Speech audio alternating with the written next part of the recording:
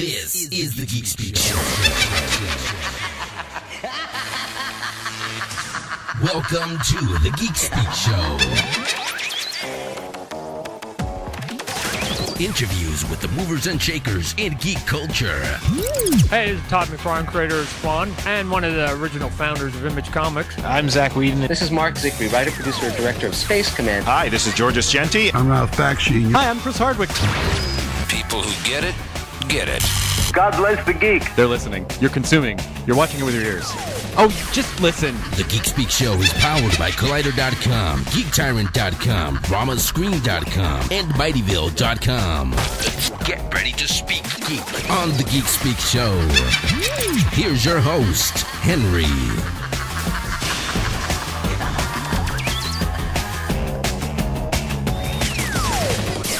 Here I am. Welcome to the Geek Speak Show. I'm going to get tired on this one. So Rachel's here. Hey, Rachel. Hey, there's a lot of laughing going on there. Yeah, I have a funny comedy show this week. That's why we got all that laughing going on. But we do have a big show because we have two shows to cover. One over there on your side, one over here on our side. Ape 2012, Alternative Press Expo. We're not going to the zoo.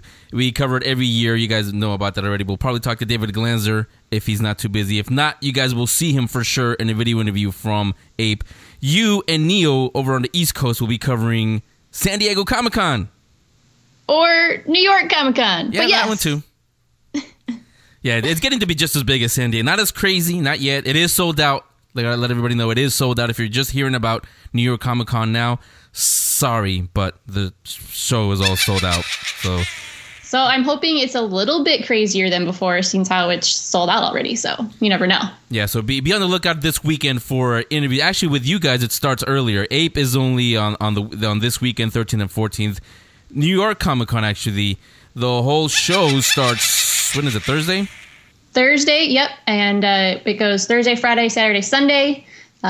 Friday starts at 10. Thursday starts at 3. It's going to be awesome. Neo and I are going to be there talking to tons of cool people. We have all kinds of interviews and videos to shoot for you guys. It's going to be amazing. We want to surprise people, but tease us a little bit what we're going to see. So there's a new webcomic, which you may hear of, the Astro Cons. We're going to talk to them. We have got a couple actors and voice actors that we're hoping to speak with as well. And maybe some artists. Gotta love them. Actually, we're going to hear from them in just a few minutes, because in about 2 minutes from now, I'm going to speak to somebody from Astro Cons. Yes. Who else are you guys going to talk to? Because Ape, as you all know, Ape is one of my favorite shows because it's self-published artists, authors. It's not, you're not going to see Marvel or DC or Stan Lee. Well, maybe if he has nothing else to do, but he's probably going to be with you guys at New York Comic Con. But Ape, that's why I like that one, because you can see the passion in all the projects. These are literally passion projects from people. You guys actually are a lot like the big one in San Diego. You're going to get, Marvel will be there, DC will be there, AMC's The Walking Dead, they'll be there, Robert Kirkman will be there, the cast will be there. Our good friend of the show, Chloe Grace Moretz, she'll be there because she's Carrie now. They're doing a remake of Carrie, and she's Carrie, so she'll be there to promote that. The cast of The Evil Dead, the remake, they're going to be there also. I believe some guy who created Spider-Man in a lot of the Marvel comics, he may make an Excelsior to you guys. Yeah, he may be there. So you guys are going to get a lot of celebrities from Neo, from Rachel's. And you're going to hear a few of the smaller ones because, they need a little bit of help. The big ones, they can more than afford, millions of dollars in advertising. But we're gonna talk to some of the smaller ones, except a really, really big one, Defender of the Universe. That's all I'll say. That'll be coming up in just a few minutes also. They're going to be there at New York Comic Con. So what else you got planned for New York Comic Con for your guys' coverage? Actually, we're going to talk to Rooster Teeth, which, if you guys know, did Red versus Blue, which is hilarious. I love them. So it's the 10th anniversary. We're going to be talking to them about what they're doing to celebrate and a few other things. We're going to talk to King of the Nerds. We're going to talk to Redbubble, which is an awesome website. If you haven't been on, check it out. And then you'll know what I'm talking about when I meet them. Awesome stuff. You're talking about Chris Hardwick, the King of the Nerds? King of the Nerds. Or is it a different show called King of the Nerds? So this one is a show, and it is I don't know how you say it, Robert Carradine and Curtis Armstrong, which did Revenge of the Nerds. Robert Carradine. Carradine. Well, you know. But it's you guys remember Booger from Revenge of the Nerds. He's one of the co-hosts in this thing. But I was saying, though, actually, I mentioned Chris Hardwick for a reason. The Nerdist, that's why he's the king of the nerds. He's going to be there also, and I believe he invited you to a party or something?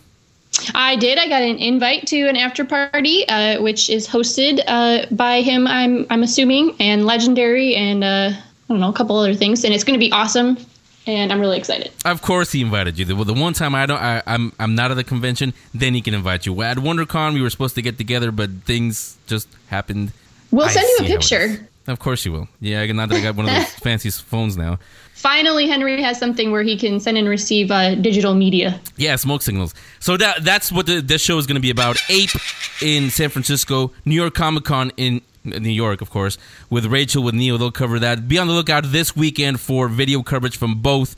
We'll put them up there. You guys will, I'm assuming, are going to send pictures on your Twitter? Oh, we'll be tweeting away. Yeah, as will I, now that I have that fancy schmancy phone. So, everybody, buckle your seatbelts, get ready to experience 2 shows, and if you are going to both of them, this will warm you up. Don't go anywhere. We will be right back. The Geek Speak Show will be back in a moment. We seek her out, the one who stole our lives. We will have our revenge, and you will die. This Halloween, the most haunted place in American history comes to light at Winchester Mystery House's Fright Nights. For more details or to buy tickets, visit winchestermysteryhouse.com or the Winchester Mystery House box office. Go to Bay Area Togo's restaurants for $5 off your ticket. This is the house that fear built. Now back to the only geek culture showcast, the Geek Speak Show.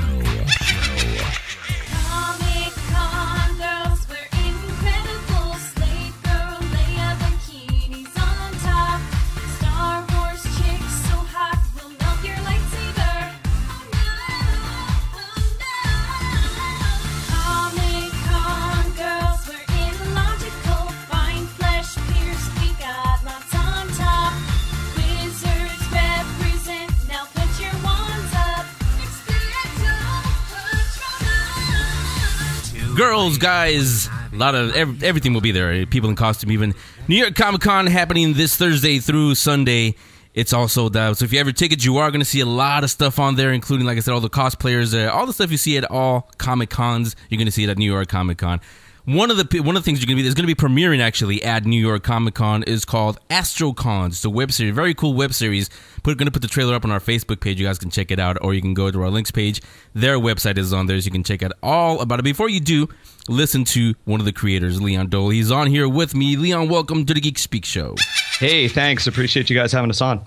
Thanks for coming on. So I'm pretty sure you guys are pretty busy getting ready for New York Comic Con. But before we get into anything else, tell us, for the few people who may not have heard about AstroCons yet, what is AstroCons? Well, AstroCons is a weekly web cartoon, which is going to be sort of focused all around the bureaucracy that you find kind of in the federal government. And it's focused specifically on a agency called the Department of Space, which is more or less kind of a nod to NASA.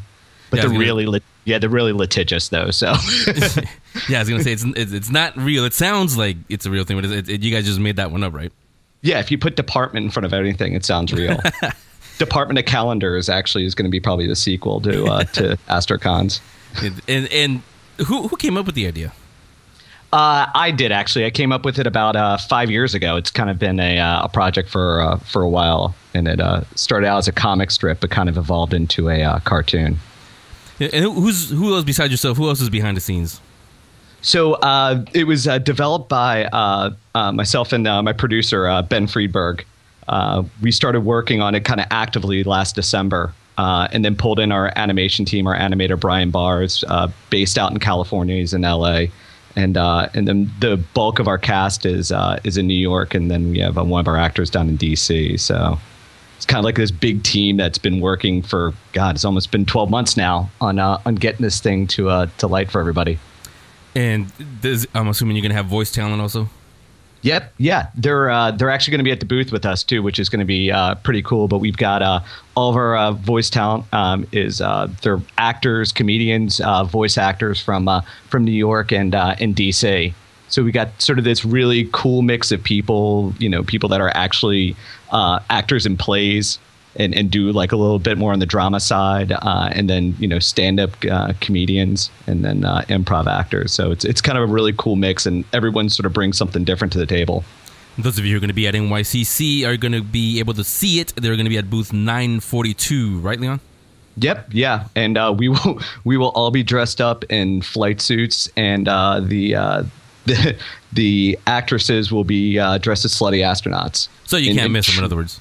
Yeah, in true like Comic-Con form, we have to have the girls dressed up like for booth babes. Yeah, you gotta have the hot booth babes, of course. Super low cut. It's gonna be great. So a lot of pics will be taken at the booth for sure. Oh yeah, it's all with the iPhone. I'm just gonna be clicking nonstop, so you're gonna be able to get all the great pictures, and just don't post any comments for parents to see, and we'll be in good shape. So do you have the first episode already done, or where are you with AstroCons? Yeah, so the first two actually sort of comprise the pilot, and that's sort of the introduction of all the characters. The first episode is going to be released tomorrow, with episode 2 coming on Friday, and then after that, it's going to be every Wednesday. Episodes will be released. Now, again, you guys can see the trailer on our Facebook page. I put it up there. A link is up on our links page for them. Is it good? The same style that the trailer is in? Is that what the episodes are going to look like, or is it going to be a little different?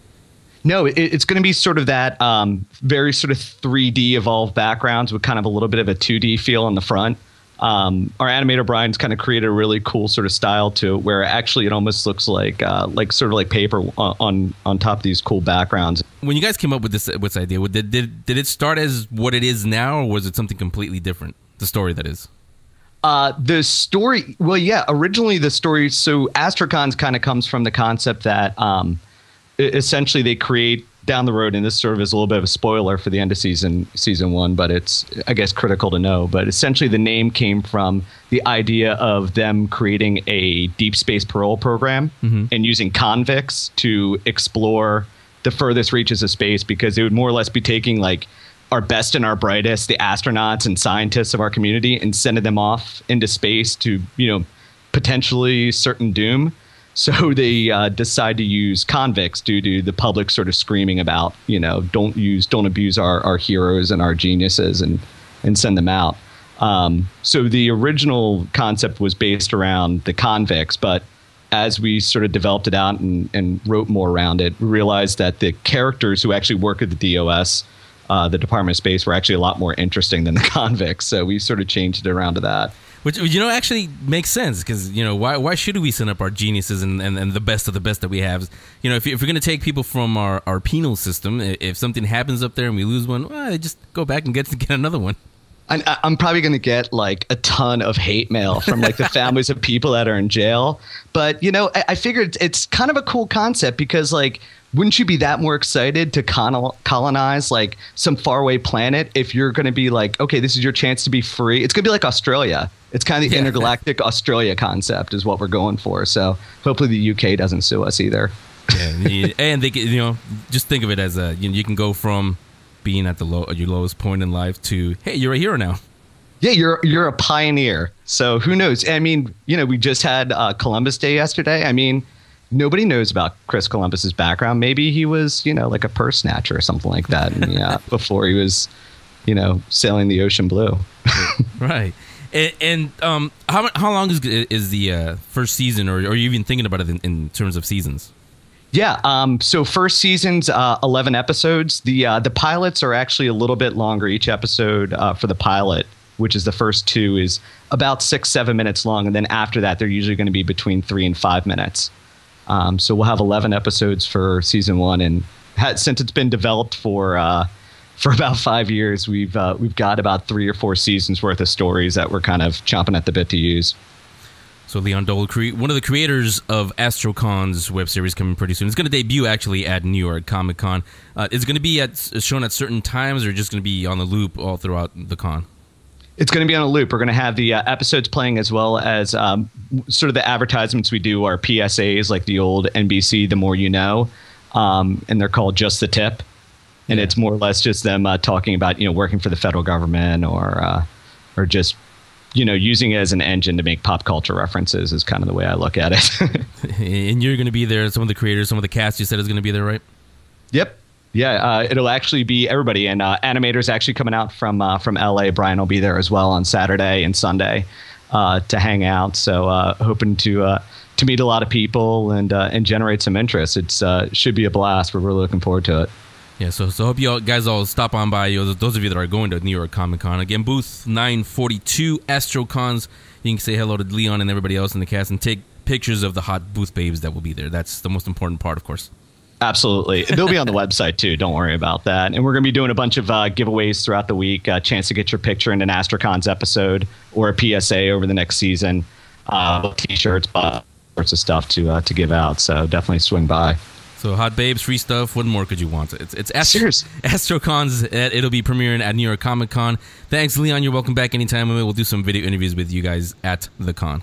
Sounds good. Thanks again. So thanks again to Leon Doell, one of the creators of Astrocon's web series, premiering at New York Comic Con, booth number 942. Going to be there all through the con. Make sure you're going out there and take a look at that. So now let's take a little break. When we come back, we'll keep it in space. We'll go to the Defender of the Universe. We seek her out, the one who stole our lives. We will have our revenge, and you will die. This Halloween, the most haunted place in American history comes to light at Winchester Mystery House's Fright Nights. For more details or to buy tickets, visit winchestermysteryhouse.com or the Winchester Mystery House box office. Go to Bay Area Togo's restaurants for $5 off your ticket. This is the house that fear built. Get ready to speak geek. This is the Geek Speak Show. From days of long ago, from uncharted regions of the universe, comes a legend. The legend of Voltron, defender of the universe. A mighty robot, loved by good, feared by evil. As Voltron's legend grew, peace settled across the galaxy. On planet Earth, a galaxy alliance was formed. Together with the good planets of the solar system, they maintained peace throughout the universe. Until a new horrible menace threatened the galaxy. Voltron was needed once more. This is the story of the super force of space explorers. Specially trained and sent by the Alliance to bring back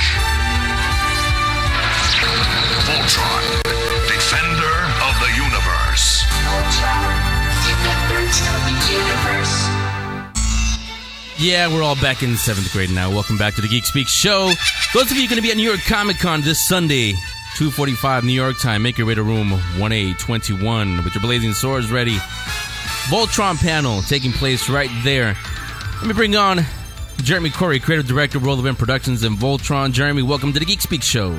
Henry, thanks for having me on, and it's awesome to be speaking geek with you. And thanks for playing the entire intro. Boy, I don't care how many times I hear that. I agree. You're 6 years old eating Cocoa Puffs in front of the TV. You just hear that the voice of God, Peter Cullen, on there, and it's always great, isn't it? It's just a great way to start the day. Yeah, I was actually going to, believe it or not, I was actually going to ask you to confirm that. The whole time, I always thought when I was little, is that Optimus Prime? But it is the great Peter Cullen doing that, right? Yeah, but that's what fans don't realize. There's this great crossover universe that will reveal someday between Transformers and Voltron, and somehow Thundercats will be in there as well with Silverhawks and the one that was on the comic strip where they're underwater. What was that called? Tiger Sharks. Yeah, I'm really geeking out here on the show. We're going to blend it all together. If Ridley Scott can do Blade Runner and Alien World, we're just going to blend them all together. Yeah, so Voltron them together, if you will. Yeah, I take it you've seen the Prometheus Blu-ray little thing that he has there? Yeah, I can't even begin. Where do I start on that? It's pretty mind blowing, actually. But jokes aside, I always did want to do something with Voltron and Thundercats or something. Like they crash land and you look up and there's the thunder layer, and we proceed to just all have geekasms and head explosions and things. So who knows? There's maybe a spoiler for you. I know you don't like spoilers, but yeah, I was going to say potential spoiler alert for everybody. Dream spoiler. It's just me riffing. Yeah. So again, the panel is going to be at New York Comic Con this Sunday, room 1A21, 2:45 New York time. Without giving away any more spoilers, tell us what can attendees see at the Voltron panel?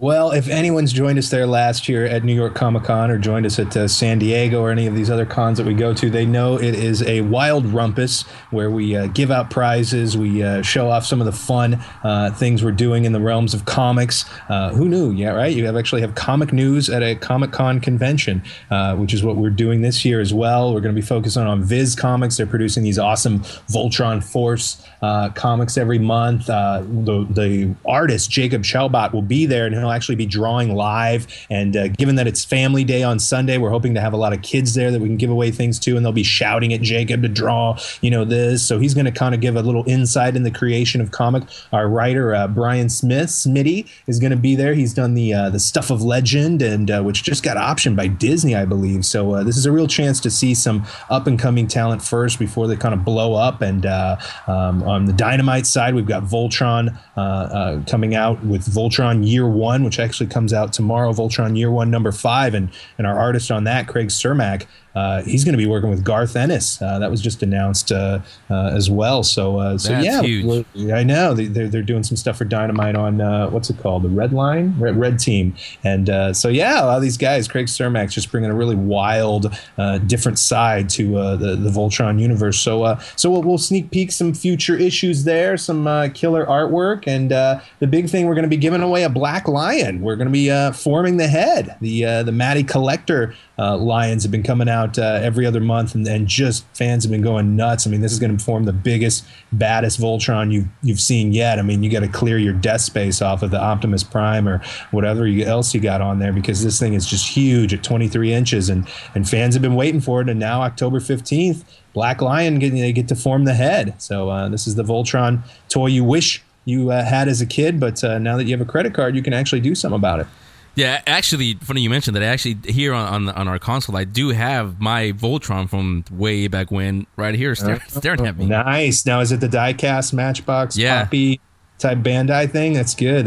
Yes, Seth Green told me, you got to turn it around and look for the stickers. Make sure the little stickers are on there, and that's how you know it's really from the original kind of Bandai run. So those are good ones, man. But I'm telling you, the stuff that Matty Collector's doing kind of makes up for the old Panache Place one that you could put the figures inside of it. So they're really crushing it, and now it all kind of comes to a head October 15th, pun completely intended. So we have fun. We have fun on the panels. They're always kind of wild. So I'm hoping fans show up and bring their kids, and we'll give out like a Voltron jersey and some other things. And who knows, maybe sneak peek some things from all the other projects we have going on.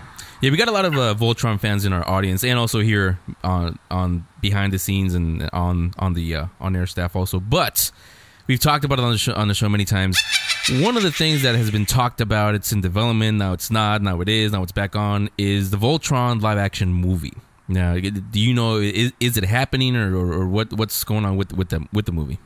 Sure. Well, it's always been in development with their producers as Atlas Entertainment. They did that Dark Knight Rises movie. I don't know if anybody saw that this summer, but the movie, you may have seen it. Yeah. I think it was like in a couple theaters, very limited release. Might have been VOD, day and date. I don't know. And then we're working with Kickstart Productions, who's done Wanted and such. So and then it's set up at Relativity. So it's always been moving forward. But as you guys know, creating a giant robot epic adventure, you can't just go back in the garage and the green screen and shoot it, well, unless you're Alex Albrecht, who did that with his Voltron the End short, starring Timothy Odmanson, which we might screen that at the panel. But yeah, we want to do this right because we know the expectations are, as big as Voltron's foot here. So we're taking our time to get the script right because, as they say, if it's not right on the page, it's not right on the stage. So that's what we're doing right now. And Thomas Dean Donnelly and Josh Oppenheimer, who stopped by with Comic-Con, they've thrown us a draft, and we're kind of reviewing it with Relativity. activities. So when we got something to announce, we'll do it. But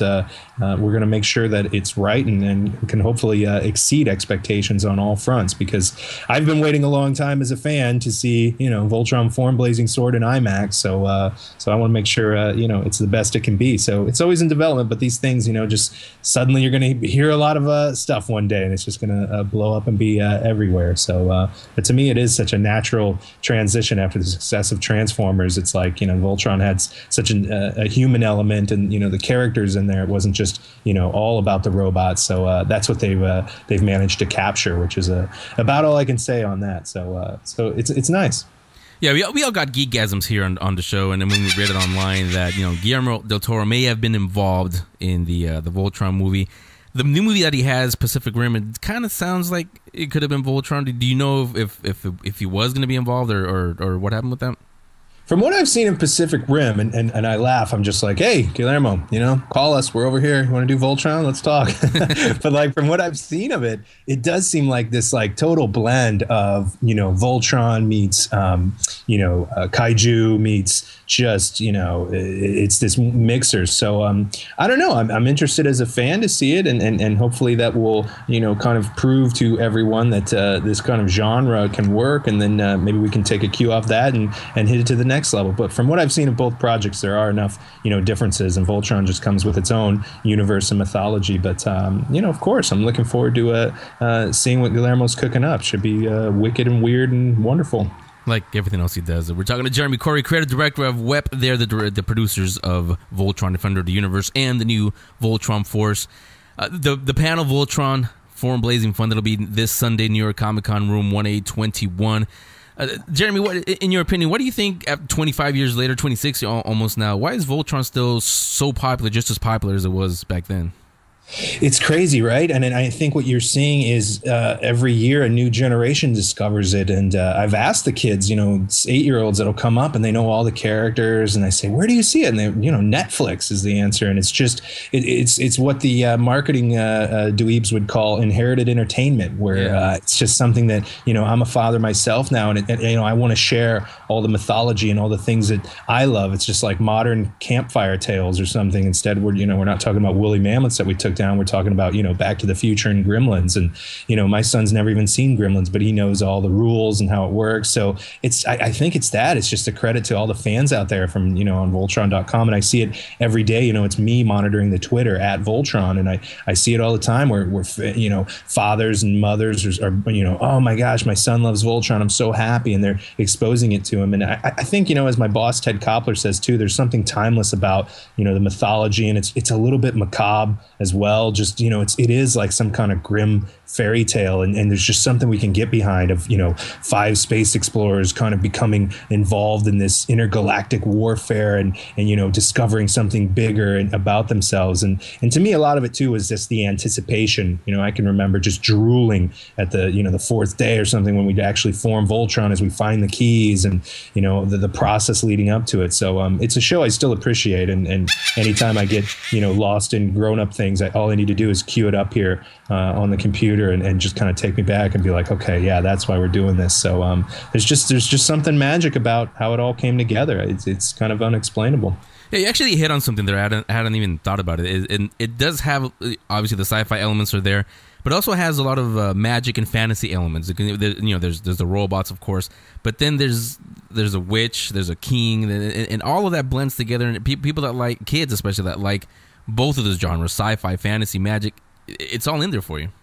Yeah, I call it the original kind of mashup show, and just in watching it, I appreciate just the style that Toei had put into it, from King Alfor's tomb having this Egyptian theme to the medieval castle, but yet here it is, the castle transforms into this high tech thing. So it was like tech slammed together with ancient, which is something we tried to capture a lot in the new series Voltron Force. Whenever we'd be going through the designs, I'd say that's what it needs to be, is just this thing that we know it's technology, we know somehow it's working there, whether it be something like Voltron's Nexus that allows it to transform. Kind of one of the features of the new series was that everyone gets a chance to form the head. So you'd have Red Center Voltron, and he would form magma pistols, or Blue Center would form a Titanic trident. So it's kind of a Voltron formula we tried to nudge and just evolve a little bit, puts a little bit of that problem solving in it. And so that's what we kind of tried to do, is like, hey, at the end of the day, Voltron there is this magical element that can't be replicated in a lab somewhere. Were you on board the Voltron Force team from day one, from its development? Sure, yeah, of course, and there had been various iterations of that going way back a couple years, and we'd always been kind of talking to Kickstart Productions and Jason Netter over there, and at one time it was called Voltron Panthera Force, which was pretty cool. I wish we could have explored that universe. It was my whole thing of, I was like, hey, if we're going to push this thing of unity and coming together, what better way than if you aren't even of the same species as me, and our species has been at war. So I was wanting like aliens and animals and different crazy things, and was kind of, maybe reeled back in for my own good. And we ended up doing, kind of a hybrid show that would add these, new cadet elements that would introduce and a new generation to our classic team, but at the same time we could catch up with Pidge and Hunk and Lance and Keith and Princess Allura, the favorites, and see what they're doing. So a lot of credit has to be given to writer Todd Garfield, who was really able to flesh those characters out so they didn't seem so two-dimensional, and really gave them some backstories. And I think fans are appreciating that. Whether the older fans, it was definitely created with the younger ones in mind, both from art style to execution. But I think, as I see on the Netflix reviews, a lot of those fans are seeing we're putting a lot of Easter eggs in them for it. So now that it's streaming on Netflix, I think a lot of fans who maybe didn't get Nicktoons can now watch it in HD on Netflix, and they're really appreciating what we put into it. Before the first season of Voltron Force premiered, when it looked like it was actually getting some traction and was going to happen, did you at any time, because I can tell by the way you speak, you actually are a Voltron super fan, at any time did you think, are we going to get the fan base mad, or is it going to be sacrilege that we're touching this at any time at all? Yeah, I mean, absolutely. And it's just something I still struggle with, just given that the, first season, it's like, okay, did we do right by the fans? And, you're in a constant balancing act. But I hope they see, decisions, say, like the center configuration of Voltron, which seems kind of radical at first. But I think fans, see it from that point of view, like, okay, this has to evolve a little bit. We can't be completely stuck in the past, especially if this is aimed at younger kids. But I think anyone who watches the show with their son, with their daughter, is going to realize real quick, like, oh wow, this is why they did some of the things that they did. But yeah, it's always a balance. But at the end of the day, I try to get out there and get on our Voltron forum and kind of explain where we're coming from on these things. But I don't know, maybe it's me, but I'm always up for just taking different takes on something, that, because at the end of the day, we can always go back and watch the original Voltron. We can always love it, but hey, well, here's this flavor, and we're going to do future flavors, and my hope is that we do something for that core base, and we do some kind of Voltron with an edgier anime style, and something the fans, the classic fans, can really get behind. So we've got projects in the works, and however you like your Voltron served up, we're going to try and make sure that that's available to you. Yeah, actually, I had my Back to the Future moment with my son, who's 9 years old and watches Voltron Force. Back a few years ago, we had Bob Gale on when it was the Back to the Future 25th anniversary, and I told him that when the Back to the Future movie, the first one, came out, that was the first time that, because my dad wasn't a big sci-fi or comic book fan like I was growing up, but that was the one movie where we actually connected. We went to the movie theater and he started telling me about what it was like back in the 50s, because that's when Marty McFly goes back. I had sort of the same thing when my son discovered Voltron Force, and you should have seen his eyes and the look on his face when I took out my Voltron and said, well, I have something to show you. And then we connected there, and I started telling him about the original Voltron, and that was just a great moment. Now, for you guys as the producers, you sort of mentioned it right a second ago. Where's the point where you decide to make it a completely original story and maybe put in an Easter egg or two? But I guess it's treading the line again, where between how do we please the original fan base and make it new for my son and the new generation of fans. Yeah, it is. You're walking a line, and I think we tried to kind of give the best of both worlds this season, where it was, you had we had to introduce these characters somehow in the Voltron universe through someone's eyes, so every character wasn't walking out and just spouting exposition about their backstory. So we felt the best way to do it was like, what if the world's biggest Voltron fan got a chance to be in the Voltron Force?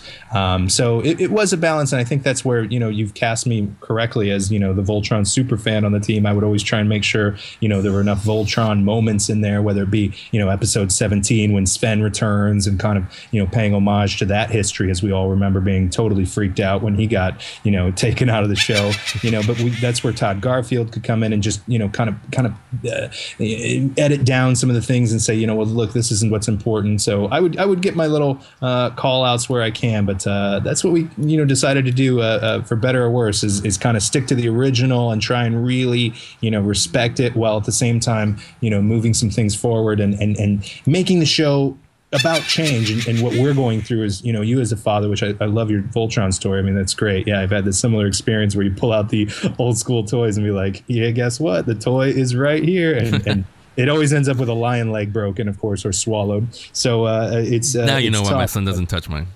Exactly. I mean, there's certain toys. Be like, son, this is the Cadillac of the playground. You do not play with this. Does not go in the sandbox. Do you understand that if I wake up and this thing's sunburnt in the color, somebody's going to get it? Which I tell you, that's the hardest thing about those Matty collector ones too, is that at the end of the day, yes, they're collectibles, but boy, they're great toys. I mean, Scott Knightlick, who's going to be at our panel, he just always talks about like, I can't stop playing with this. I can't stop putting in different figures in the lions. And in fact, in my office here, I've got the old Panache Place Castle of Lions. I think I'm going to set it up with the Matty Collector Lions and maybe take a picture and post it on our Facebook or something. But yeah, to answer your question, it is. We're always riding the line, and we tried to make the show just about change and how instead of just kind of throwing these characters. I hope that as you watch the whole season on Netflix, you can kind of really appreciate the new characters grow into those roles, and it kind of parallels what we're going through as fathers, where we're teaching our kids, just about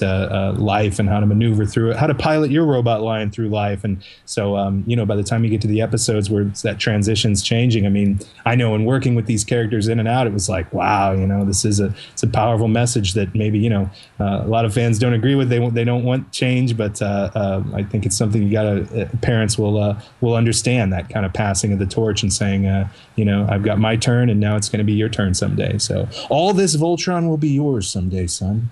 Yeah, actually, I see it as I got that actually earlier this year with the new Spider-Man movie. I didn't like it too much, but then I also had to realize, that just means that my Spider-Man will always be there, the Peter Parker one. But this is the new generation Spider-Man. This is what they like. This is what they expect. So it's kind of the same thing with Voltron and Thundercats too. But I gotta tell you, Jeremy, honestly, I've seen Voltron Force and I really, really enjoy what you guys are doing with it. The Thundercats, while it had the name and the characters, it didn't ring back to the Thundercats I remember, which is probably why it didn't do so well. But this one, Voltron Force, takes me completely back to, like I said, when I was 6th grade, 7th grade. Love it, can sit there and enjoy it with my son, and it's perfect.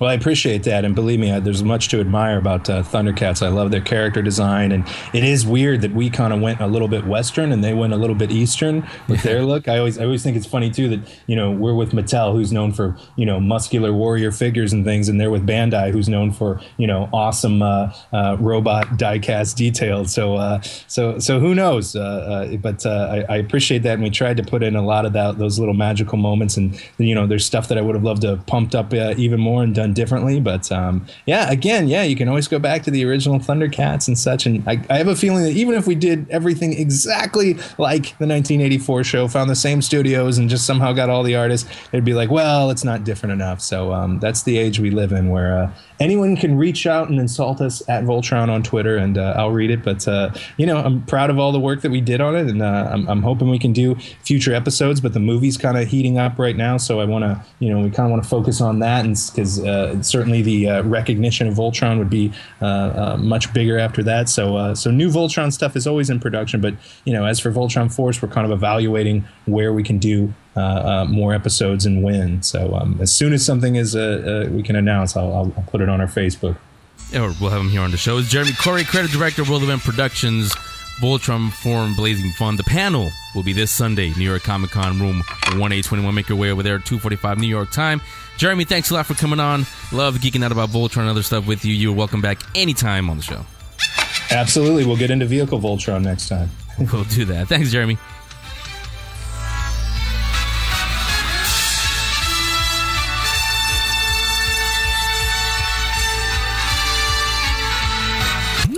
Hey, this is Todd McFarlane, creator of Spawn, and one of the original founders of Image Comics, and you're listening to Geek Speak Show. Thanks for coming. You are listening to the Geek Speak Show. Welcome back. So, taking it to... Actually, this one is going to be at both New York Comic Con and at Abe this weekend in San Francisco. We're covering both. I can't clone myself, so I'm going to have the New York team, Rachel and Neo. They're going to cover New York Comic Con here in San Francisco at the Alternative Press Expo. I will be there along with Joel, Jay, and we'll give you some video interviews. One of them will be with this person right here, Lance Roger X. He is from Audio Comics. Lance, welcome to the Geek Speak Show. Thank you. Thank you very much for having me. Good morning. Good morning. Thanks for coming on. So before anything else, tell everybody about Audio Comics Company. In a nutshell, the Audio Comics Company is one of the only, maybe the only, audio drama, full-cast audio drama company that's devoted to doing adaptations and occasionally original work based on creator-owned and independent comic books and graphic novels. And we occasionally go off the beaten traffic. There we go. We go off the beaten track to do some occasional prose material that is genre-related, but mostly it is comics and graphic novels available on CD and digital download for your listening enjoyment. And we will be at Ape exhibiting for the very first time at booth 137A and looking so forward to it. Absolutely. So you're actually like our another good friend of ours, Fred Greenhalgh, and I'm sure you guys know him also. He does his he does the cleanse. You guys heard it when we were on vacation. The only twist with you guys is like you mentioned, it's based on comic books. So how did that idea come up? That came about because I wanted to do years ago when I had a not-for-profit, and it's interesting that you brought up Fred because Fred and I actually met at the same conference and workshop that I met my producing partner at, Bill DeFries. And I had been looking to do a comic book as part of my not-for-profit. And again, in a nutshell, the comic book did not happen, but Bill had said to me, well, what other stuff are you interested in doing? And as I was rattling through a list of potential properties, I realized absolutely none of them were DC and Marvel. So I suddenly hit on something. Why not focus my energy on all these wonderful comic books and graphic novels that are out there that are put out by Image or by Dark Horse or that are put out by the creators themselves who are toiling and sweating on their webcomics as we speak and making their stuff available at things such as Ape. So that's exactly what we did. And in 2010, we did our very first piece, which was actually Starstruck. And interestingly enough, we did not go off of the comic book itself. We went off the original play that the comic book was based on, which I'd had in my collection for years and I wanted to do something with. And we did that out in Portland, Maine, which is where Bill lives, and Elaine Lee came out for the event, and she had so much fun, and we had so much fun working with her that we invited her in, and she is now a producing partner in the company. And this past year, we put out our first collaboration with Moonstone Entertainment, speaking of mid-sized publishers, of Honey West. We also did Titanium Rain, which has been produced by Archaea, although we're working directly with the creators and not with Archaea. We put out our first pulp piece and our first audio comics children's piece. We have a kids line. And we'll be selling CDs and download cards of all those particular pieces. And we also have a series called Horoscopes, which is full-cast audio adaptations of popular horror short stories from everyone from Poe to Rick Hautala to Ray Bradbury, which you can find exclusively on our website, www.audiocomicscompany.com. There you go. Which would be perfect for October, of course. And all of that... oh, yes. all that, like you said, will be found this weekend at Ape here in San Francisco. Elaine Lee, by the way, is going to be at New York Comic Con. They'll have a booth over there. Not sure exactly what it is, but those of you that are going, look it up, and you will see there. Plus, you can't miss it. It's got a pretty cool logo up there. So yeah, she's going to be actually. I can tell you right now, she'll be in Artist's Alley at table BB3. So she'll be at Artist's Alley, and she'll be selling not only CDs and download cards, but also lots of interesting Starstruck paraphernalia. And her team of Crackerjack ninjas will include her son, Brennan Lee Mulligan, who right now has a very hot webcomic out called Strong Female Protagonist. So he'll be there as well to answer questions about his new webcomic venture. So yes, BB3 next Friday through Monday is where you'll find Elaine. So there you go. That's where you can find her. There you go. Audio Comics Company. Again, we have a link on our webpage. You guys can go on there, find out all about them, listen to some of the samples, buy some of the stories. Especially, I've heard a few of them. They're very, very, very good, and they're based on comics. That's stuff we love around here. Thank you. So Lance, you will be there at 8. We'll see you there. We'll be there also. We'll talk to you. We'll do a video interview and get more into detail. Yeah, I know you're pretty busy, as you can imagine. And like I said, we'll see you this weekend at 8. I'll see you this weekend at 8. Looking forward to it. Okay, thanks for taking a few minutes. You betcha. Take care. Okay, bye-bye. Hi, this is Scott Marcano, Mr. Diablo, telling you to listen to the Geek Speak show, or I'll send you to hell. So sending it over to our side of the country. Rachel and Neo, they'll be covering New York Comic Con this weekend. We'll be here in San Francisco at the Alternative Press Expo Ape 2012.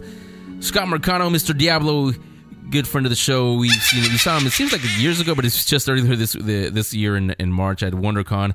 Now he's going to be here at Ape. You guys who are going, you can see there this weekend, booth 744. Scott, welcome back to the Geek Speak show. Oh, Henry, it's always a pleasure to be on the show. I love the show. Yeah, it's always fun when you come on the show. So before anything else, again, like I said, 744, what are they going to be able to see at your booth this year? Oh, we have some really great new stuff this year. We started doing this series of prints that have just been really exploding. They've been super popular. In fact, I sold out at my last 3 shows, including Comic-Con with them. We do this series called Anti-Heroes. I cooked it up with Juan Romero, and what we have done, we've taken all the Marvel, DC, and Star Wars characters, and we do these sort of funny prints where we flip everybody. So, for example, Batman we have as a demon in the prints, and we have Joker as an angel floating up to heaven. We have the Wolverine as a dog groomer. We have Dr. Doom as a substitute teacher. They're a riot. People love them. So we're going to have that whole series of prints. We have almost 30 prints now of various Star Wars and superhero characters. We're going to have all those. We're going to have our graphic novels, The Unwanted, Hum, and Nancy Hernandez and the Black Widows. And we might have some preliminary versions of, we were hired actually to do a horror film that's actually turning into a TV series called Sanitarium. We've also been hired to do the comic book version of that. We may have some stuff from Sanitarium up at the table this year too. If I can get the directors and the producers to sign off on it, I'll have it there. We're still in production on it, so they're a little bit like, not yet, Scott. But we're going to have that there as well.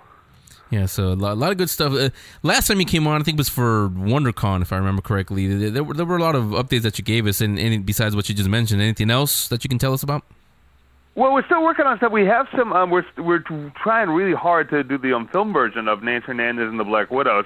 And we made some great progress. We have some wonderful actors attached to it already. Melissa Joan Hart's attached to it, and Danny Trejo has said he wanted to do it, as well as Tony Todd. So we're kind of working it out right now with some production companies who are interested in financing the project. But we're getting close, so I'm getting really excited, Henry, that we're going to get, hopefully, the Black... They've shortened the title now. Now it's just the Black Widows. They took out the Latino part of it.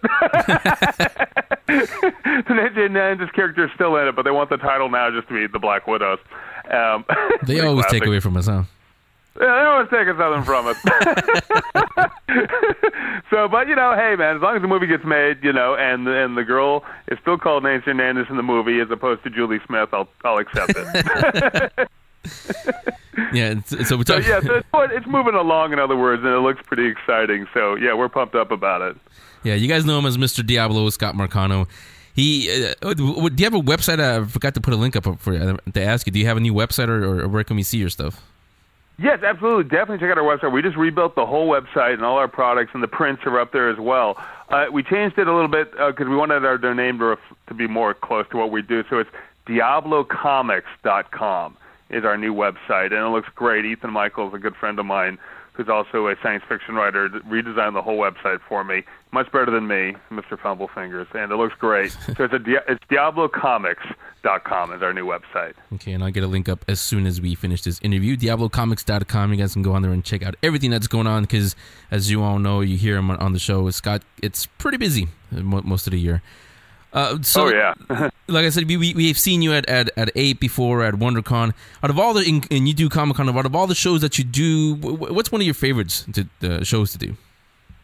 Well, Ape is actually a show I have a lot of affection for. It's not the biggest show, but you get such a great crowd, and it's all the sort of non-gigantic operations. It's the alternate press, right? Yeah. So I always loved going up to San Francisco for Ape, and the crowd is great. The other vendors are so fun to hang out with. It's all the little people.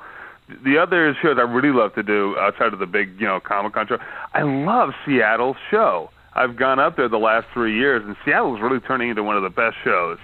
You're talking about the Emerald City Comic-Con?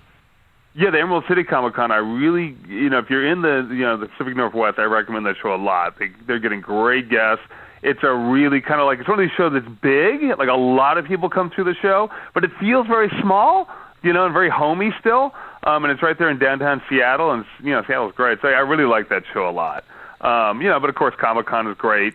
WonderCon is always good, and Phoenix is just exploding. God, I went to Phoenix this year, and I was blown away at how big that show's become. I was nonstop busy for 4 days at that show. It was crazy. So, there's a lot of great shows. But yeah, I would definitely recommend Emerald City as far as if you're not going to go to, if you can't get down out of, you live in Oregon and you can't come down for Comic-Con, go to Emerald City. You'll love it. Yeah, Emerald City, I haven't covered it yet, but when I hear it, it's like you said, it feels a lot like what WonderCon used to be like when it was still in San Francisco.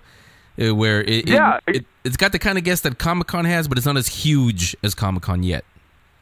That's right. It's still sort of small town, but they get great people. Like I said, I was checking at the Hilton, and I bumped into this guy at the counter, and he turned around, and there he was. It was Captain Adama. It was Eddie Olmos. I actually met him before, so I said, "Oh, hey, what's up, Eddie?" And I was like, "Oh, Scott, so great to see you." And we started talking about Battlestar, and that was great. But it's that kind of show where you can actually, "Oh, hey, there's George Takei. Oh, hey, there's William Shatner." They're like right there. It's not like Comic-Con where like, the VIP lounge, and you're never going to see anybody. It has that early Comic-Con feel, and that's what I really love about it. Yeah, and you get to cover more, or not cover, but at least be at more shows than we do, obviously. Do you see shows, Comic-Cons and cons, just cons in general, do you see them going more towards the TV and the Hollywood side, or are they still highlighting comics? You know what? That's a very interesting question. I think for all the shows that are non-Comic-Con, right, they're going more towards, they're still featuring comics like crazy, and the whole world that people are into, RPG, all the other stuff that's out there, right? And I still sell a ton of comic books, at Albert, out at, in Phoenix and up at Seattle. But I think Comic-Con itself has become so TV-oriented. Comic books like the last thing that's on anybody's mind at Comic-Con. Yeah. So, in fact, I was talking to one person, who was like, "Oh, I never go to the show floor. I just go to the parties." And I was like, okay. Comic-Con, unfortunately, has become a lot of that. Ape is not like that. As you know, WonderCon is not about like that. When most people come to my booth, they're legitimate fans. They want to buy a graphic novel. They want to buy a cool print. They know the characters. They know the world. They're a real fan.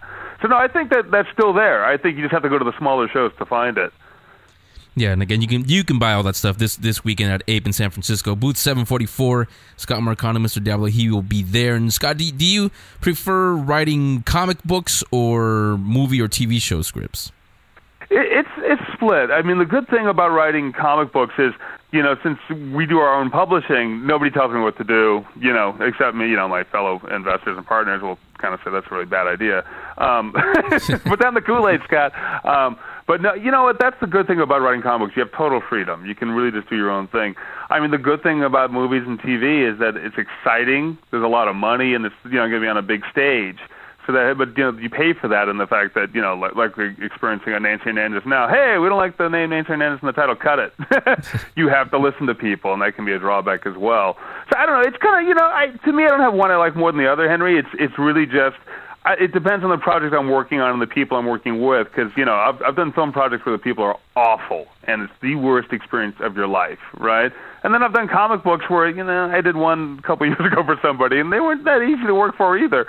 So I think it really just comes down to who you work for rather than just saying, I prefer one medium to the other. I like writing in both, and I think if you're working with good people, it's going to be a great project. Yeah, that's the key, the good people around you, the kind of like what we have here on the show. So yeah. Scott's going to be, again, at Ape this weekend, Saturday and Sunday, booth 744. Go out there, check out all his work, buy some of his work if you haven't. Nancy Hernandez and the Black Widows, that's the whole title there. If you haven't read it yet, I got it. I love it, and you buy it, you read it, you send Scott some of your ideas. Who should be cast as who in the movie version of it? Oh, I'd love it. No, that'd be great. I'd love if people would read and give me suggestions. So, no, that'd be great. They haven't cast the two lead characters yet. So, yeah, any suggestions you give me, it'd be fantastic. Yeah, so, and again, DiabloComics.com, the new website, DiabloComics.com. I'll have a link to it as soon as this interview. It should be up by the time you're listening to this. It'll be up there. So, Scott, we'll see you this weekend. We'll do a video interview with you out there like we always do. You're always welcome on the show. You know that. And we will see you this weekend. Excellent, Henry. Looking forward to it. Take care. All right, bye-bye. Hi, I'm Chris Hardwick. You are watching and/or listening to Geek Speak Show. They're listening. You're consuming. You're watching it with your ears. Oh, you just listen. You are listening to the Geek Speak Show, so they will be at both. That is Audio Comics Company. They'll be at New York Comic Con and this weekend here in San Francisco at Ape. We will be at both. Not me. Like I said, I can't clone myself, so I will cover Ape here in San Francisco.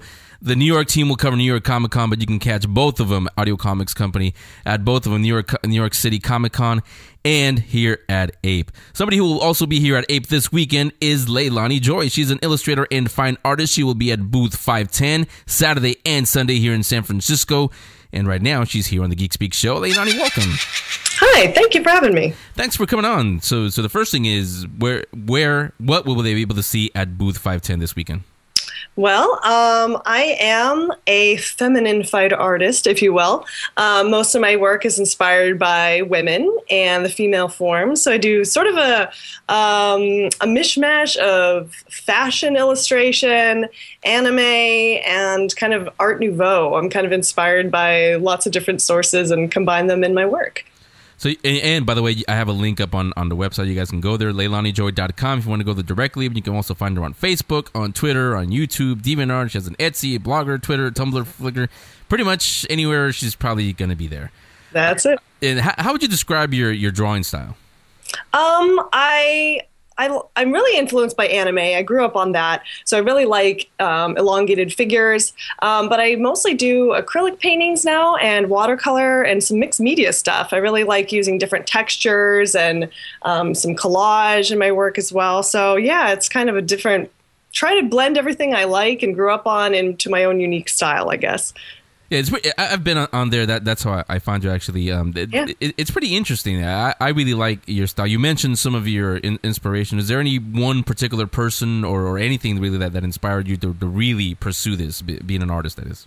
This is going to sound kind of dorky, I suppose, but I was very into Lisa Frank as a kid, and I loved how she was able to brand her style, and her use of color and everything was very exciting to me. And I later discovered Camilla Dorico, which you guys are probably familiar with. She's a comic book artist and fine artist as well, and she's been a big influence of mine, and been able to meet her and talk to her a few times. And so yeah, I just love being able to basically draw your passion and make that work for you. So yeah, that's what I've been doing. Yeah, by the way, nothing sounds dorky on this show. That's why it's called the Geek Speak I'm Show. Sure. You're my family here. Yeah, and where can your art be purchased besides Ape, of course? I sell it on Etsy. So I have an Etsy shop. It's etsy.com/shop/LeilaniJoyArt. And what is your ultimate professional goal, if you have one? I would really like to be a brand, if you will. I'd like to have my work on different products. I'd like to have art books. I'd like to, I really loved graphic novels and stuff as a kid, and I'd love to be able to pursue that and do writing and drawing and some combination of that eventually. So yeah, right now I'm just kind of, going where it leads me. But yeah, ultimately I'd like to be able to write stories and have art around that as well. In today's world, with everything going multimedia and online and everything, you can't actually do all of that at the same time. You don't have to stick to just one, right? Yeah, definitely. I mean, that's kind of the greatest part about it now, is that you can kind of be a hybrid, which is very exciting for sure. And I do a blog on YouTube, which has been really successful. And I show my process and I interact with other artists. And it's kind of another multimedia tool to show how I create and get involved with other artists and people interested in my work. Yeah, man, and I've actually watched a few of your videos, and you gotta remind people, don't copy her work and say it's yours. That's not cool at all. Don't do that. Yeah, just be inspired. I always try to influence people to get lots of different inspirations and ultimately make your own style. But, copying somebody else never actually works unless you're going to do it better than them, I suppose. Yeah, not a very cool thing to do, like I said. Oh, yeah, but I haven't had too much of that. Most of the time I get great fan art from people that do work inspired by my art, which is really flattering and cool. So mostly it's been great. Yeah, and like I said, you're going to be at Ape this weekend, and I'm assuming it's not your first show that you do? Not my first show, but I've never been at Ape, so I'm very excited to do this one. Yeah, I've covered Ape a few times with the show, and I can tell you, Ape is put on by the same people that do San Diego Comic-Con, and we all know how huge that one is. Yeah. Ape is nowhere near. You can fit about 200 apes in Comic-Con.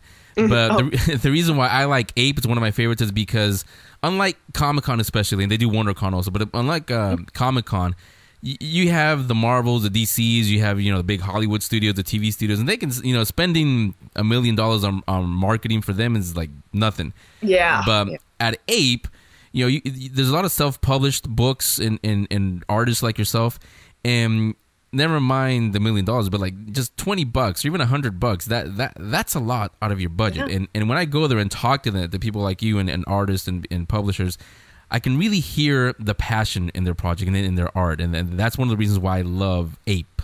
Totally, yeah. So I'm for you, it'll be a lot of networking because you're gonna meet fellow artists there, and you never know, you could meet a future collaborator there also. Absolutely, it's really exciting. So let's go back a little bit in Leilani's life. Before you became and decided to go all the way through school and everything, did you always want to be an artist, or was there something else? The old question is, what do you want to be when you want to grow up? Did you always want to be an artist? Yeah, I can safely say that. I was definitely one of those kids, 5 years old, in my dad's office, drawing on paper, and I stapled books together and I tried to sell them to my parents and other family members. So I've pretty much always been drawing or creating of some kind. I've just kind of been a self-entertained kid, and there really wasn't anything else for me. I always wanted to go to art school, and it was a pretty easy decision. And I'm sure your parents really supported you in all that. They did, and it's kind of crazy because they're both in finance and money, and they were like, there aren't that many artists in my family, but they were always really supportive that anything you want to do, you can make a career out of as long as you're passionate and diligent. So that they've always been there. They still help me to this day with doing shows. They're coming this weekend, so it's been great to have them. Yeah, I say that only because I have 2 kids. 9 and 5, and the room is littered with drawings that they do. Yep. And neither my wife nor I, we don't say anything. We support them. We say, yeah, keep drawing or do whatever you want. If they ever want to go to art school, we'll be there for that. That I think is really important. And I say that also a personal story for you. The reason why I do this Geek Speak show is because I really am a geek. I don't just play one on the computer here. I mean, I grew up reading comic books, watching G.I. Joe, Voltron. I just talked to him a few minutes ago. Totally.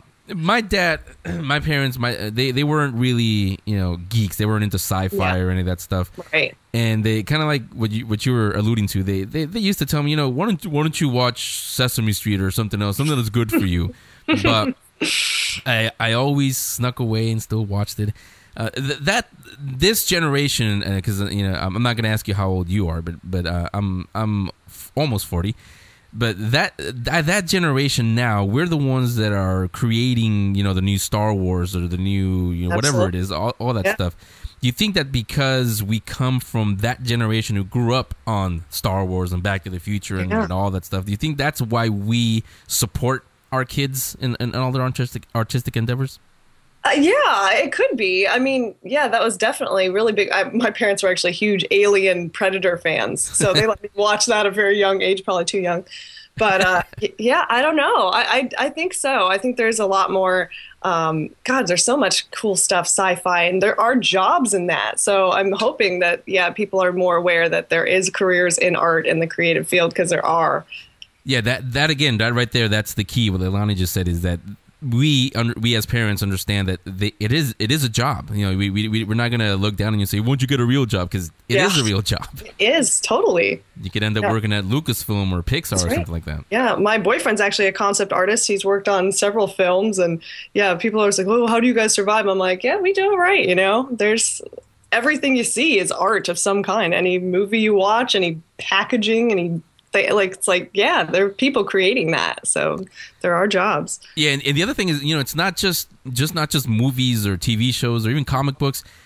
When you get on a plane, next time you get on the plane, look at the little instructional manual that they have for how to do the what do you call that? The thing that comes off. Yes. The safety manual. You guys know what we mean, but that's drawn. Somebody has to draw that. You can get a degree in that. It's called technical illustration. Yeah. Yeah, it's that's a whole other field. It's kind of cool. So definitely drop by booth 510 this weekend at Ape here in San Francisco. You're gonna be there Saturday and Sunday. Sure. Purchase some of her art; it'll be there for you. Say hello. You hear how cool she is. Just talk to her. Do you do commissions? I sure do. Okay, so maybe she'll do one for you also. So. Leilani Joy, again, we have a link up on our links page, LeilaniJoy.com. If you want to go there directly, you can find her on Facebook and Twitter, all the usual suspects. Leilani, thanks a lot. We'll talk to you this weekend at Ape. We'll do a video interview with you, and we'll see you at Ape. Great. Thank you so much. Thanks for coming on. Sure thing. I'm Zach, and you're listening to the Geek Speak Show. Hold on a second. Once more, with flavor. Yeah. Oh, I'm Zach Whedon, and you're listening to the Geek Speak Show. It's compelling. What's gonna happen to these kids? Yes. I agree. Don't tell him it's a musical, cause then he might kill us all. Come on. It's like he's doing us a little favor. Sure. Listen commentary with his flavor. Here we go. Don't tell him it's a musical, cause then he might kill us all. Okay, let me jump in. I always want to hear that song. Welcome back to the Geek Speak Show. So we're finishing up the Ape and New York Comic Con show, talking to one more artist who's going to be at Ape in San Francisco this weekend, Saturday and Sunday at booth number 836. Her name is Alicia Gibson. She's a graphic art student, going to be showing her stuff, like I said, at booth 836. If you go there, say hello. Let's say hello to her now. Alicia, welcome to the Geek Speak Show. Hi. Thanks for having me. Thanks for coming on. So the first thing is this going to be your first show, or have you done shows like this before? I've never done shows like this. This is going to be my first one. I'm super stoked about it. A lot of good stuff. At least I hope so. Yeah. What made you want to go out to a show like Ape and show your work? I went last year just as an attendee, and I met so many great artists, and it was so amazing, and everybody's having such a fun time. And a couple of them just encouraged me, hey, you should do this. Like, why not? Your art's good enough. And so I was like, okay. So mostly I just want to go there, get my art out there, and just network and meet other great artists. Your art is pretty good. I've seen it, and you guys can check it out. Also, alicia.blogspot.com. Have a link on our link section if you guys want to go there directly. Let me tell you, if you guys want to go there directly, it's spelled differently. It's ALISHEA.blogspot.com. You can check out her work on there. Very interesting. Maybe just because I'm older, but to me, it looks like it has that 1950s Disney kind of feel to it. Has it ever been described to you that way? Yeah, I've gotten I get that in class a lot. But yeah, I love like Golden Age Disney. That's just I guess my parents just love to buy all the old Disney movies, and so I pretty much grew up on all the old Disney movies. So I was heavily inspired by that. Yes, and so again, she's going to be at Ape booth 836. Tell everybody, tell the attendees who are going to be there, what can they find at your booth? You can find prints and postcards, calendars. I mean, a lot of paper goods, and hopefully a laugh or two. So let me ask you the question you probably get a lot. Also, is what do you want to be when you grow up? What are your professional goals ultimately? My professional goals are I'm looking into going into visual development. I'm studying that right now, and I'm also studying graphic design. So I'm trying to find in my personal work like a way to kind of overlap the two. So you'll see in a lot of my work I use a lot of typography and shapes and colors. And so I'm trying to look for a creative industry that does that. And I think animation does that perfectly. Plus, when I was a kid, I wanted to be an animator so bad. So obviously I was inspired by that. So if you had a dream project, if you could write your own ticket, what would that be? If I could write my own, what was that? If you could do whatever, if you could sit down and write down whatever you want to be, that's what you're going to be for the rest of your life. What would it be? Oh man, I mean a superhero, of course. But no, I'm just kidding. Honestly, an artist, just somebody who's working with a lot of other creative people. And if I could just live creatively every day, that would be amazing. You know, and just like one thing I love about animation is that you're always challenged, and it's always a new challenge, and you're always finding different ways to tell a story, and that's what I really want to do for the rest of my life. I absolutely love it. So if you were going to be a superhero, what would your superpower be? Oh my gosh. You weren't going to get away that easy. Yeah. I would probably fly. I think that would be really cool, but also, let's see, being able to move things with your mind, I think that would be really interesting too. You could play a lot of fun practical jokes with that one. That, and you also don't have to touch a brush or anything when you want to do your work. Yeah, that would be cool too. Just be like, it's done. Yes. So Ape is going to be your first show. After this, depending on how the experience goes, do you think you want to take your show to, say, like a WonderCon or even the big one, Comic-Con, maybe?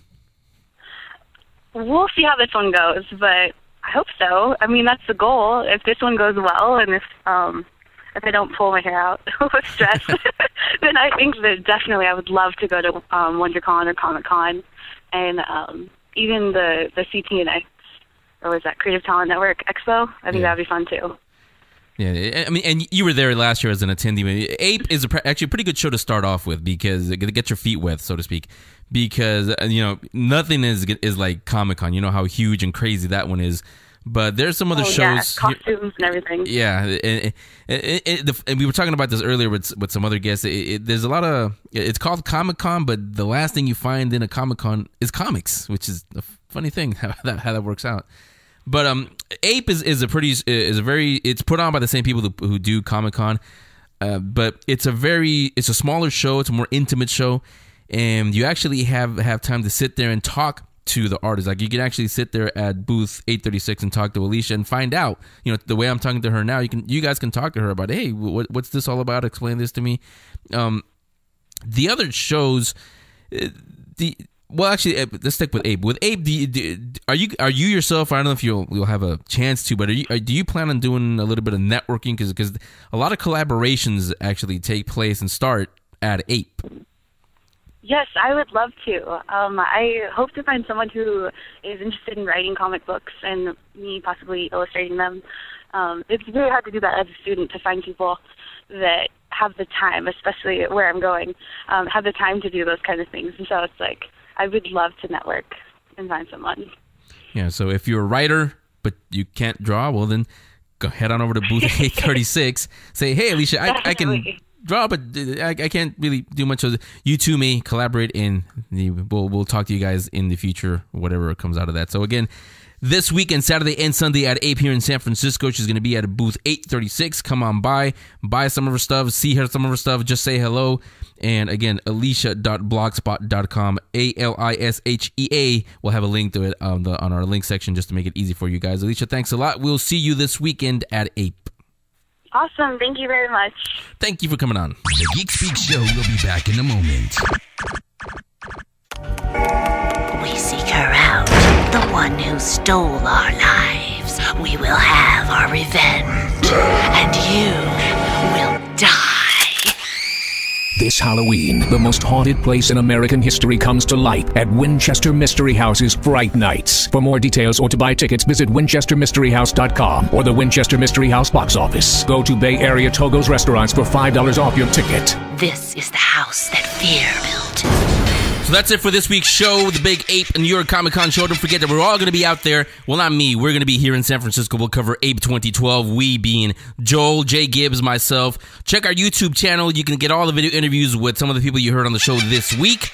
and some others that you didn't hear. We'll find some cool stuff out there, and you will get video coverage exclusively on the YouTube channel. In New York, the East Coast team, Rachel, Neo, you hear him on Neo on NGS, they will cover New York Comic Con Thursday all the way through Sunday. Got exclusive interviews for you on there. Video interviews with some pretty cool people, including some very cool upcoming remakes and movies and TV shows. Like in, can we say, AMC's The Walking Dead. They'll all be there, and they're probably going to talk to Rachel and Neo. So we did do no features. Everybody will be back to normal next week. Or whatever passes as normal here on the Geek Speak Show. But we'll be back to normal next week. We'll talk Fright Nights. We'll talk Halloween. This week we did, however, do the Fright Nights Word of the Week. So if you have ADD or you didn't listen, just rewind the show. The word is sprinkled somewhere, or maybe a lot of times, in the show. One more thing, all of you going to Ape this weekend, go to booth 427A, booth 427A. Say hello to Joe Catch and Summer K, mightyville.com. That'll be their booth, our content providers.